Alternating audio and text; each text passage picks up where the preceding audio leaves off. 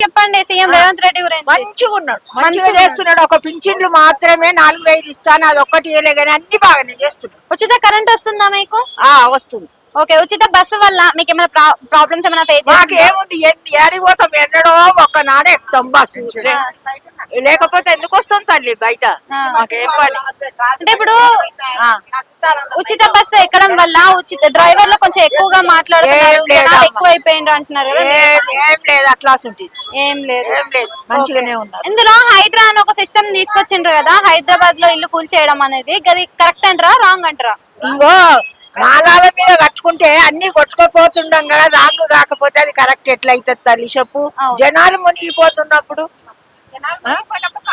అంటే ఇప్పుడు 10 సంవత్సరాల పరిపాలన మీరు కేసీఆర్ దగ్గర చూసిండ్రు. కేసీఆర్ గారు అన్ని ఫామ్ హౌస్ లో నింపుకునేదే చూసినాం, బయట ఎవ్వరికి ఏం చేసింది ఏం లేదు. వాళ్ళు రోడ్లు వేసిండ్రు, ఐటీ డెవలప్మెంట్ చేసిండ్రు, చేయలేదని అన్నం, మొత్తమే చేసిండ్రు, చేయలేదని అన్నం.